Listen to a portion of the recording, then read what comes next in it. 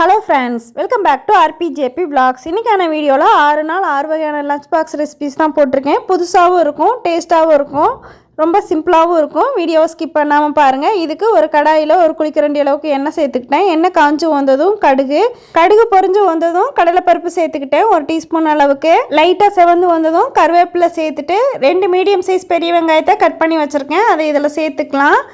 ஒரு தடவை கலந்து கொடுத்துட்டு நல்லா கலர் சேஞ்ச் ஆகி வரணுன்ற அவசியம் இல்லை. கண்ணாடி பதம் வந்ததும் அடுத்து கேரட் துருவி வச்சுருக்கேன். 2 கேரட்டை சேர்த்ததும் மாங்காய் 1 எடுத்துட்டு அதை தோல் நீக்காமல் அப்படியே திருவிட்டு சேர்த்துருக்கேன். அதோட விதையை மட்டும் நீக்கிட்டு இது கூடவே பாதி அளவுக்கு குடமிளகா சேர்த்துருக்கேன். நீங்கள் வேணும்னா ஸ்கிப் பண்ணிக்கலாம். எல்லாத்தையும் சேர்த்துட்டு இது கூடவே காய்கறிக்கு தேவையான அளவுக்கு மட்டும் தூள் உப்பு சேர்த்துட்டு கலந்து கொடுத்துக்கிறேன். மூடி போட்டு மூடக்கூடாது. மூடி போட்டு வேக வச்சா மாங்காயில் இருக்க தண்ணியெல்லாம் விட்டு சலசலன்னு ஆகிடும். அதனால் மூடி போடாமல் காய்கறி வெந்து வர வரைக்கும் கிளறி கொடுத்துட்டே தான் இருக்கணும். மீடியம் ஃப்ளேம்லேயே வச்சுக்கோங்க. காரத்துக்கு 2 பச்சை மிளகாயை கட் பண்ணி சேர்த்துக்கிறேன். மஞ்சத்தூள் சேர்த்துக்கிறேன். அதுக்கப்புறமா கொஞ்சமாக தனி மிளகாய் தூள் சேர்த்துக்கிறேன். காற்றுக்கு தகுந்த மாதிரி கூட்டி குறைச்சி சேர்த்துக்கோங்க. கொஞ்சமாக குழம்பு மிளகாய் தூள் சேர்த்துருக்கேன். எல்லாத்தையும் சேர்த்துட்டு பச்சை வாசனை போகிற அளவுக்கு 1 சேர்த்து கிளறணும். காய்கறி நல்லா வெந்து வந்ததுக்கப்புறமா 1 சேர்த்து கிளறிட்டு ட்ரை ஆனதுக்கப்புறமா சாதம் சேர்த்துக்கலாம். 1 டம்ளர் அளவுக்கு அரிசியை ஊற வச்சு சாதத்தை நல்லா உதிரியாக வடித்து வச்சுருக்கேன். அதை இதில் சேர்த்துக்கலாம். சாதம் ஓரளவுக்கு நல்லா ஆறுனதுக்கப்புறமா சேர்த்துக்கோங்க. அப்போ தான் கிளறதுக்கு ஈஸியாகவும் இருக்கும், நல்லா டேஸ்ட்டும் கொடுக்கும். அடுப்பை நல்லா கம்ப்ளீட்டாக சிம்லேயே வச்சுட்டு எல்லாத்தையும் சாதம் காய்கறி எல்லாத்தையும் 1 சேர்ற மாதிரி கிளறி கொடுத்துட்டே இருக்கணும். ஆல்ரெடி காய்கறிக்கு உப்பு சேர்த்துருக்கோம். இப்போ சாதத்துக்கு மட்டும் தூள் உப்பு சேர்த்துட்டு இது கூடவே மல்லி இலையும் சேர்த்துட்டு 1 சேர்த்து கிளறி இறக்குனா அவ்வளோதான். கேரட் மாங்காய் சாதம் ரெடி ஆயிரும். ரொம்பவே டிஃப்ரெண்ட்டாகவும் இருக்கும், ரொம்ப டேஸ்ட்டாகவும் இருக்கும். புளிப்பும் இனிப்பும் கலந்த சுவையோட ரொம்பவே டேஸ்ட்டாக இருக்கும், டிஃப்ரெண்ட்டாகவும் இருக்கும். செஞ்சு பாருங்க. அடுத்ததாக ஒரு லஞ்ச் பாக்ஸ் ரெசிபி பார்த்தலாம். கடாயில் ஒரு குளிக்கரண்டி அளவுக்கு எண்ணெய் சேர்த்துக்கிட்டேன். சிக்கன் பொரிச்சு வச்சிருக்க எண்ணெயை இதில் சேர்த்துக்கிறேன். ஒரு மீடியம் சைஸ் பெரிய வெங்காயத்தை கட் பண்ணிவிட்டு இதில் சேர்த்துக்கிறேன். இது கூடவே காய்கறியும் சேர்த்துக்கலாம். கேரட் குடமிளகா பட்டாணி இதெல்லாம் சேர்த்துக்கிறேன். கேரட் குடமிளகா 2த்தையும் நீள்வாக்கில் கட் பண்ணி சேர்த்துக்கிறேன். சேர்க்கும்போது கிளிப் மிஸ் ஆகிடுச்சு. எல்லாத்தையும் 1 சேர்த்துட்டு மூடி போட்டு மூடி அப்படியே வேக வச்சுக்கலாம். வெந்து வர வரைக்கும் சிம்லேயே வச்சுட்டு இடையில கலந்து கொடுக்கணும். எண்ணெய் பிரிஞ்சு வரணும். தண்ணி எதுவும் சேர்க்க தேவையில்லை. வெந்து வந்ததுக்கப்புறமா எண்ணெய் பிரிஞ்சு வந்திருக்கும். இந்த ஸ்டேஜில் காய்கறியை நல்லா ஓரமாக தள்ளி வச்சுட்டு 2 முட்டையை அடித்து ஊற்றிக்கலாம். அடுப்பில் சிம்லேயே வச்சுட்டு 2 முட்டையை அடித்து ஊற்றிட்டு இதுக்கு தேவையான அளவுக்கு தூள் உப்பு சேர்த்துக்கிறேன். காய்கறிக்கும் முட்டைக்கும் மட்டும் தேவையான அளவுக்கு உப்பு சேர்த்துட்டு ஃபஸ்ட்டு முட்டையை மட்டும் அப்படியே கிளறி கொடுக்கணும். முட்டை பாதி அளவுக்கு சேர்ந்து வந்ததும் அதுக்கப்புறமா காய்கறியோடு சேர்த்து அப்புறம் கிளறி கொடுத்துக்கலாம். இந்த மாதிரி செய்ய முடியல அப்படின்னா முட்டையை நீங்கள் தனியாக ஒரு பேனில் வறுத்து கூட இது கூட சேர்த்துக்கலாம். பாதி அளவுக்கு வெந்து வந்ததும் காய்கறியோடு சேர்த்து நல்லா சிம்லேயே வச்சு கிளறி கொடுத்துக்கிறேன். இந்த காய்கறியோடு சேர்த்து முட்டைக்கோஸ் காலிஃப்ளவர் எந்த காய்கறி வேணாலும் சேர்த்துக்கலாம். எல்லாத்தையும் 1 சேர கிளறிட்டு குழம்பு மிளகாய் தூள் சேர்த்துக்கிறேன். 1 டீஸ்பூன் அளவுக்கு. இதையும் சேர்த்துட்டு பச்சை வாசனையெல்லாம் போகிற அளவுக்கு நல்லா கலந்து கொடுக்கணும். ஆல்ரெடி சிக்கன் 65 பொரிச்சு வச்சுருக்கேன். அதை போன்லெஸ்ஸாக எடுத்து சின்னதாக பிச்சு வச்சுருக்கேன். அதை இதில் சேர்த்துக்கலாம். ஒரு கைப்பிடி அளவுக்கு சேர்த்துக்கிறேன். சிக்கன் சேர்த்ததுமே சோயா சாஸ் 1 ஸ்பூன் அளவுக்கு சேர்த்துக்கிறேன். இது கண்டிப்பாக சேர்க்கணும். அப்போ தான் ஃப்ரைட் ரைஸுக்கு தனி டேஸ்ட்டை கொடுக்கும். 1 டீஸ்பூன் அளவுக்கு சிக்கன் மசாலா சேர்த்துக்கிறேன். சிக்கன் மசாலா மட்டன் மசாலா எது இருந்தாலும் 1 டீஸ்பூன் அளவுக்கு சேர்த்துட்டு எல்லாம் 1 சேர்த்து கிளறணும். ட்ரை ஆகி வந்ததுக்கப்புறமா வடித்து வச்சுருக்க சாதத்தை இதில் சேர்த்துக்கலாம். நல்லா உதிரியாக இருக்கணும். அப்போ தான் நல்லா டேஸ்ட்டு கொடுக்கும். நான் வீட்டு சாப்பாட்டு அரிசி தான் எடுத்திருக்கேன். இது கூடவே சாதத்துக்கு தேவையான அளவுக்கு மட்டும் உப்பு சேர்த்துக்கிறேன். ஆல்ரெடி சிக்கனுக்கும் முட்டைக்கும் உப்பு சேர்த்துருக்கனால பார்த்துட்டு இந்த சாதத்துக்கு மட்டும் உப்பு சேர்த்துக்கிறேன். எல்லாம் 1 சேர்த்து கிளறி இருக்கணும். கம்ப்ளீட்டாக சிம்லேயே வச்சுக்கோங்க. லாஸ்ட்டாக ஸ்ப்ரிங் ஆனியனும் மல்லித்தலையும் நல்லா ஒரு கைப்பிடி அளவுக்கு சேர்த்துருக்கேன். நல்லா பார்க்குறதுக்கு கலர்ஃபுல்லாகவும் இருக்கும், டேஸ்ட்டாகவும். கடையில் கிடைக்கிற மாதிரியே ஃப்ரைட் ரைஸ் வேணும் அப்படின்னு நினைச்சீங்கன்னா பாஸ்மதி அரிசி சாதம் சேர்த்துக்கோங்க. எல்லாம் 1 சேர்த்துட்டு கிளறி இறக்குனா கடையில் கிடைக்கிற மாதிரியே ஃப்ரைட் ரைஸ் வீட்லயே தயாராகிடும். ரொம்பவே டேஸ்ட்டாக இருக்கும், டிஃப்ரெண்ட்டாகவும் இருக்கும். ஒரே மாதிரி வெரைட்டி ரைஸ் செய்யாமல் இது மாதிரி டிஃப்ரெண்ட்டாக செஞ்சு கொடுத்து பாருங்க. கண்டிப்பாக மிஸ் பண்ணாமல் சாப்பிடுவாங்க. எல்லாத்தையும் 1 சேர கிளறிட்டு இறக்குனா அவ்வளோதான், லஞ்ச் பாக்ஸ் தயாராகிடும். மிஸ் பண்ணாமல் ட்ரை பண்ணி பார்த்துட்டு எப்படி வந்துச்சுன்னு சொல்லுங்கள். அடுத்ததாக ஒரு லஞ்ச் பாக்ஸ் செஞ்சிடலாம். ஒரு கைப்பிடி அளவுக்கு மல்லி இலை சேர்த்துக்கிறேன். 3 பச்சை மிளகாய் சேர்த்துருக்கேன். ஒரு கைப்பிடி அளவுக்கு சின்ன வெங்காயம் சேர்த்துக்கேன். நீங்கள் பெரிய வெங்காயம் சேர்க்கறதுனா 1 மீடியம் சைஸில் 1 சேர்த்துக்கோங்க. இது கூடவே 6-7 பல் பூண்டு, இது கூடவே சின்ன துண்டு அளவுக்கு இஞ்சி சேர்த்துக்கிறேன். ரெசிபிக்கு தேவையான அளவுக்கு கல்லுப்பு சேர்த்துக்கிறேன். 1/2 டீஸ்பூன் அளவுக்கு ஜீரகம், 1/2 டீஸ்பூன் அளவுக்கு மஞ்சத்தூள் சேர்த்துட்டு ரொம்பவும் தண்ணி இல்லாமல் கொஞ்சமாக தண்ணி ஊற்றி நல்லா ஃபைன் பேஸ்ட்டாக அரைச்சி எடுத்துகிட்டு வச்சுக்கிறேன். இப்போ குக்கரில் தாளிப்பு கொடுத்துடலாம். 2 டீஸ்பூன் அளவுக்கு நெய், 1 குளிக்கரண்டி அளவுக்கு எண்ணெய் சேர்த்துக்கிறேன். நெய் வேணான்னு நினச்சிங்கன்னா ஸ்கிப் பண்ணிவிட்டு நீங்கள் எண்ணெய் மட்டும் சேர்த்துக்கோங்க. எண்ணெய் காஞ்சி வந்ததும் பட்டை கிராம்பு இதெல்லாம் 1 மட்டும் ஃப்ளேவருக்காக சேர்த்துக்கிறேன். ஒரு பெரிய வெங்காயத்தை கட் பண்ணிட்டு சேர்த்துக்கிறேன். இது கூட ஒரு பாக்கெட்டில் இருக்க காளானை வாஷ் பண்ணிவிட்டு நல்லா பொடி பொடியாக கட் பண்ணி வச்சுருக்கேன். அதை இதில் சேர்த்துக்கலாம். 1 டம்ளர் அரிசிக்கு ஒரு பாக்கெட் காளான் சேர்த்துருக்கேன். அதாவது 100 கிராம் அரிசி இருக்கும். காளான் சேர்த்ததும் இது கூட அரைச்சி வச்சுருக்க பேஸ்ட்டை இதில் சேர்த்துக்கலாம். காரத்துக்கு பச்சை மிளகாய் மட்டும்தான், அதனால் கூட்டி குறைச்சி வந்து சேர்த்துக்கோங்க.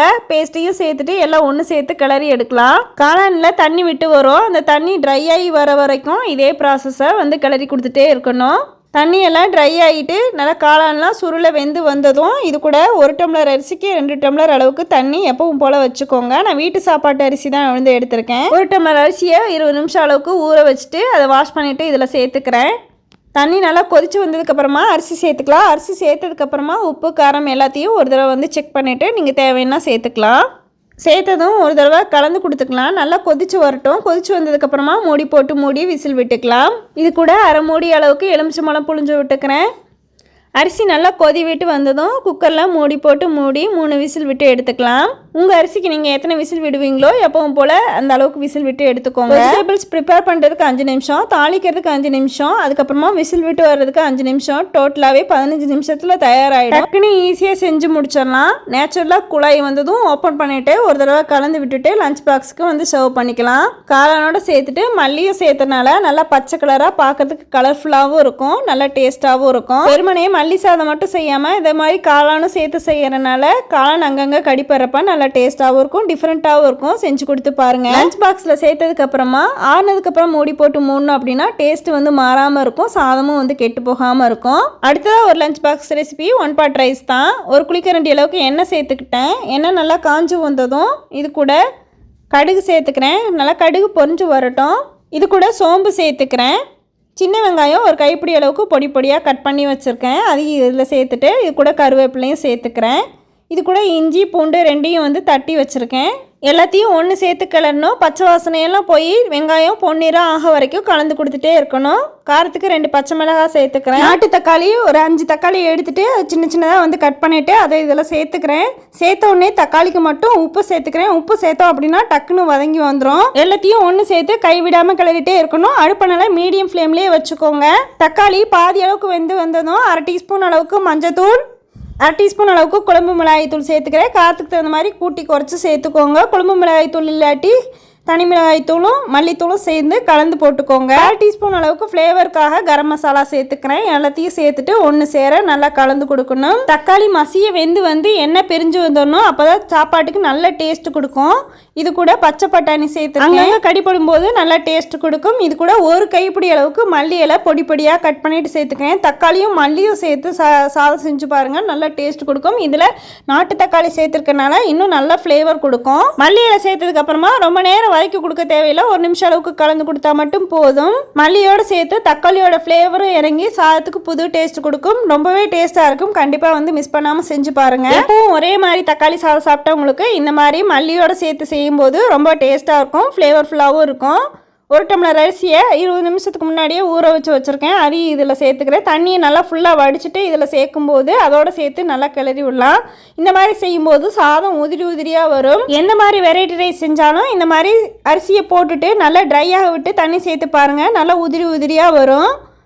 இப்போ நல்லா கிளறி கொடுத்துட்டு ட்ரையாக விட்டு 1 டம்ளர் அரிசிக்கு 2 டம்ளர் தண்ணி எப்பவும் போல் வச்சு எடுத்துக்கோங்க. ஒன்றா கலந்து கொடுத்துட்டு தேவைன்னா மட்டும் உப்பு சேர்த்துக்கோங்க. ஆல்ரெடி தக்காளிக்கு உப்பு சேர்த்தனால இப்போ வந்து சாதத்துக்கு மட்டும் உப்பு சேர்த்துக்கிறேன். பார்த்துட்டு சேர்த்துக்கோங்க. கொதிச்சு வந்ததுக்கப்புறம் மூடி போட்டு மூடி 3 விசில் விட்டு எடுத்தால் அவ்வளோதான், தக்காளி சாதம் வந்து தயாராகிடும். ஃப்ளேவர்ஃபுல்லாக இருக்கும். கண்டிப்பாக வந்து மிஸ் பண்ணாமல் ட்ரை பண்ணி பாருங்கள். 3 விசில் விட்டதுக்கப்புறமா நேச்சுரலாக கூழானதுக்கப்புறமா இறக்கிட்டு ஒரு தடவை வந்து கிளறி கொடுத்துட்டு அப்படியே லஞ்ச் பாக்ஸில் ஆறுனதுக்கப்புறமா வந்து சேர்த்துக்கோங்க. நாட்டு தக்காளியோடு சேர்த்து செய்யும்போது நல்லா ஃப்ளேவர்ஃபுல்லாக இருக்கும், டேஸ்ட்டாகவும் இருக்கும். கண்டிப்பாக வந்து ட்ரை பண்ணி பார்த்துட்டு எப்படி வந்துச்சுன்னு சொல்லுங்கள். நல்லா ஒரு தடவை வந்து கிளறி கொடுத்தோம் அப்படின்னா சூப்பராக வந்து தயாராகிடும். இதுக்கு ஆனியன் ரைத்தா, ஊறுகாய், அப்பளம்னு சிம்பிளான சைட் டிஷ்ஷே போதும். ரொம்பவே சூப்பராக இருக்கும். அடுத்த சிம்பிளான லஞ்ச் பாக்ஸ் ரெசிபி பார்த்தலாம். 10 பல் அளவுக்கு பூண்டு சேர்த்துக்கிட்டேன். 1 டீஸ்பூன் அளவுக்கு தனி மிளகாய்த்தூள் சேர்த்துக்கிட்டேன். 1/2 டீஸ்பூன் அளவுக்கு ஜீரகம் சேர்த்துக்கிட்டேன். தேவையான அளவுக்கு கல்லுப்பு சேர்த்துக்கிறேன். இவ்வளோதான் இன்க்ரீடியன்ஸே. இதை வந்து இடி உரலில் கூட இடித்து எடுத்துக்க முடியும். மிக்சி ஜாரில் போட்டு நல்லா கொரன்னு தான் அரைக்கணும், தண்ணி இல்லாமல். இடி உரலில் இடித்து எடுக்கிறதுனா ஒன்றும் பாதியமாக நல்லா இடித்து எடுத்துக்கோங்க. இப்போ ஒரு கடாயில் தாளிப்பு கொடுத்துடலாம். ஒரு குளிக்கரண்டி அளவுக்கு எண்ணெய் சேர்த்துக்கிட்டேன். எண்ணெய் காஞ்சு வந்ததும் கடுகு சேர்த்துக்கிறேன்.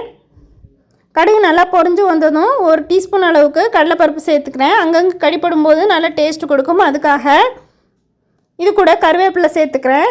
ஒரு மீடியம் சைஸ் பெரிய வெங்காயத்தை கட் பண்ணிவிட்டு சேர்த்துக்கிறேன். நல்லா பொன்னிறம் ஆக வரைக்கும் வதக்கி கொடுக்கணும். இதோடவே சேர்த்து அரைச்சி வச்சுருக்க அந்த பேஸ்ட்டையும் சேர்த்துக்கலாம். ஒரு தடவை கலந்து கொடுத்துட்டு 5 நிமிஷத்தில் சிம்பிளாக டக்குன்னு செய்யக்கூடிய டிஷ் இது. பூண்டோட ஃப்ளேவரில் ரொம்பவே டேஸ்ட்டாக இருக்கும். இது லெஃப்ட் ஓவர் ரைஸ்லேயும் செய்யலாம், லஞ்ச் பாக்ஸ்க்கும் வந்து செய்யலாம்.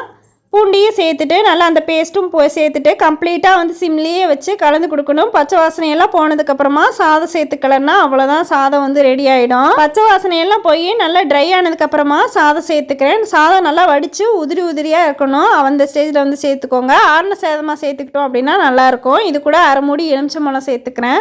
சேர்த்துட்டு அப்படியே வந்து கலந்து கொடுத்துக்கலாம். புது விதமாகவும் இருக்கும், ரொம்ப டேஸ்ட்டாகவும் இருக்கும், ரொம்ப சிம்பிளாகவும் இருக்கும். பேச்சுலராக இருந்தால் கூட நீங்கள் இந்த ரெசிபி வந்து ட்ரை பண்ணி பாருங்கள். அடுப்பை நல்லா ஃபுல்லாக சிம்லேயே வச்சு கலந்து கொடுத்தோம் அப்படின்னா அவ்வளோதான், சாதம் வந்து ரெடி ஆகிரும். பூண்டு சாதம் சீக்கிரமாக கெட்டும் போகாது, டக்குன்னு வந்து செஞ்சு முடிச்சிடலாம். நல்லா கிளறி கொடுத்ததுக்கப்புறமா ஆறுனதும் லஞ்ச் பாக்ஸில் போட்டு பெரட்டி எடுத்துக்கலாம். நான் சொன்ன 6 விதமான லஞ்ச் பாக்ஸ் ரெசிபியுமே புது விதமாகவும் இருக்கும், டேஸ்ட்டாகவும் இருக்கும், ஃப்ளேவர்ஃபுல்லாகவும் இருக்கும். எப்பவும் ஒரே மாதிரி சாப்பிட்டு போர் அடித்தவங்களுக்கு இந்த மாதிரி டிஃப்ரெண்ட்டாக செஞ்சு கொடுத்து பாருங்கள். டிஃப்ரெண்ட்டாகவும் இருக்கும், ஃப்ளேவர்ஃபுல்லாகவும் இருக்கும், ஹெல்த்தியாகவும் இருக்கும். ட்ரை பண்ணி பார்த்துட்டு எப்படி இருந்துச்சுன்னு சொல்லுங்கள். இந்த வீடியோ பிடிச்சிருந்துச்சுன்னா லைக் பண்ணுங்கள், உங்கள் ஃப்ரெண்ட்ஸுக்கெல்லாம் வந்து ஷேர் பண்ணி விடுங்க. இன்னும் நம்ம சேனலில் சப்ஸ்கிரைப் பண்ணலைன்னா சப்ஸ்கிரைப் பண்ணி வச்சுட்டு பக்கத்தில் இருக்க பெல் ஐக்கானை கிளிக் பண்ணி வச்சுக்கோங்க. ஃபேஸ்புக், இன்ஸ்டாகிராம்லேயும் நம்ம சேனல் RPJP Vlogsஸை ஃபாலோ பண்ண மறக்காதீங்க. தேங்க்யூ ஃபார் வாட்சிங் திஸ் வீடியோ.